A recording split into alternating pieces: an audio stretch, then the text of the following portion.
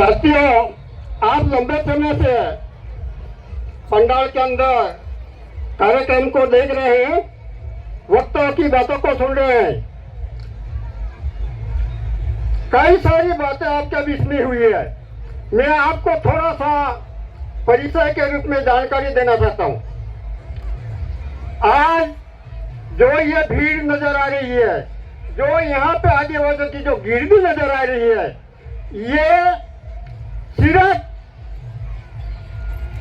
आज से 2017 के अंदर आदिवासी परिवार की नींव फलासे के अंदर हम लोगों ने रखी थी।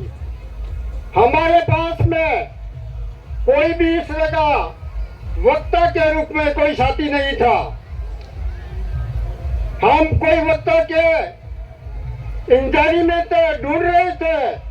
उस समय में हमारे स्वर्गीय जेपी दादा बाहर पढ़ाई कर रहे थे। 2018 के अंदर जेपी दादा पहली बार भारत बंद आंदोलन का जो कार्यक्रम हुआ था स्कूल के पीछे, उस समय वो मंच पे आए थे और उनके प्रवचन सुने और यहाँ की जनता ने उनको इतना सहारा कि तालियों से पूरा पंडाल गुज गया था।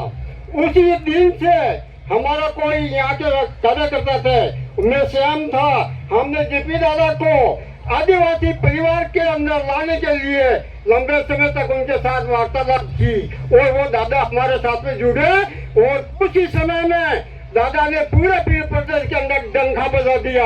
अगर आज दादा अपने बीच में होते तो आज हमारा दादा बीच में होते तो हमारा पीर प्रदेश बहुत कम समय में बन जाता है। लेकिन हमारे जो दादा के जो सपने हैं वो आप सभी युवकों के कंधे पे छोड़ के गए हैं। मैं आप सभी से निवेदन करूंगा कि हमारे जेपी दादा के जो सपने हैं उनके लिए आप लोगों को शपथ लेना है कि हमारे जेपी दादा का जो सपना था कि जब तक आदिवासियों का जो भीड़ प्रदेश नहीं बनेगा तब तक आदिवासियों के साथ शोषण नहीं रुकेगा, आदिवासियों के आरक्षण वगैरह ये होगा, ये सारा कुछ समस्या खड़ी हो रही है जी। आप लोगों को लड़ाई आपके साथ बहुत सारी है, जंगल जमीन की लड़ाई है। आप आदिवासियों के लोगों को अधिकार मिला हुआ है जंगल और जमीन का, लेकिन आप जो भी सरकार के अंदर बैठे हुए हैं, जिन लोगों को हम लोगों ने वोट दिए हैं, वो गद्दार लोग हमारी रक्षा नहीं कर रहे हैं, वो लोग हमारे अधिकारों को छीनने का काम कर रहे हैं। ये चीज आपको समझने की जरूरत है। आने वाले समय में जो अपनी समाज की बात करे, जो हमारे हक और अधिकार की बात करे, ऐसे व्यक्ति को आपको आगे बढ़ना चाहिए।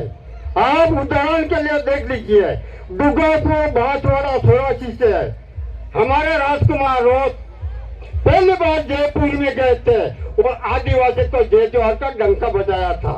आज देखो पूरे प्रदेश के अंदर आदिवासी एक हो रहे हैं, सभी समाज एक मंच पे आ गई है। लेकिन मेरे आदिवासी समाज में जो विचारधारा रखते हैं अलग अलग, उन साथियों से निवेदन करता हूँ आप किसी भी पार्टी के साथ रहिए, हमें कोई तकलीफ नहीं है, लेकिन समाज के लिए तुम हमारे साथ नहीं दोगे तो ये समाज भी तुमको आर्मी का बर्दाश्त नहीं करेगा। ये मैं आपको इस मन से कहना चाहता हूँ।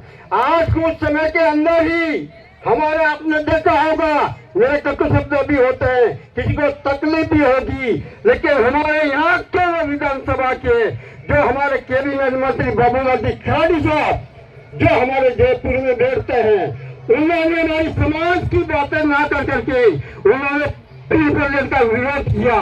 उन्होंने कहा कि पीर नाम का राज्य अलग से नहीं बन सकता है और कभी भी मैं यहाँ तक प्रताप नहीं कर सकूं।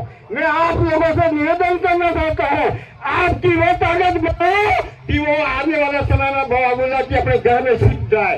वो ताकत आपको खड़ी करनी पड़ेगी, तब जाकर के हमारा समाज का भला होगा। हम ये लोग पाठ पढ़ा रहे हैं कि आदिवासी हिंदू है, ये तुम्हारे बाप ने तुमको ठेका देने का है क्या? ये नला को थोड़ा सोच और समझ के बात करो। तुमको इतने बड़े बड़े पद दिए, वोट दिए, मंत्री बनाए और बोलने के तुम्हारे जीवन में लगन नहीं, ऐसे गद्दारों को समाज से हटाना पड़ेगा, चाहे वो किसी भी समाज का हो। ये बात आप लोगों को समझनी पड़ेगी। अगर ये सारी चीजें आप नहीं समझोगे तो आपके ये जड़ और जमीन का जो अधिकार है ये भी खत्म हो जाएगा। पूरे भारत में आदिवासियों के ऊपर बड़े बड़े हमला हो रहे हैं, आदिवासियों पर पेशाब किया जा रहा है, आदिवासियों को बच्चों पर बलात्कार किया जा रहा है, 10-10 टुकड़े करके दिया जाता है। ये नाराज विधान सभा के अंदर बैठे हुए लोग हमारे जो पैरवी करने गए वो आज तक एक शब्द नहीं बोलेंगे। ये गद्दार कब बोलेंगे, ये सवाल है मेरा, कब बोलोगे तुम, ये मेरा एक सवाल है। साथियों, समय थोड़ा कम है लेकिन मैं कुछ और बढ़िया बात कहना चाहता हूँ। आप रामायण पढ़ चुके हो, आप हर तरह की किताबें धार्मिक पढ़ चुके हो, लेकिन जब तक आप संविधान नहीं पढ़ोगे तब तक आपका कल्याण होने वाला नहीं है। यह मेरा आपसे निवेदन है। आप लोग राम राम बोल चुके हो, आप सारे साहब सीख चुके हो, सीताराम भी सीख चुके हैं, लेकिन एक बात सभी दिल से जल जोहार बोलना नहीं सीखोगे तो तुम्हारा कल्याण होने वाला नहीं है।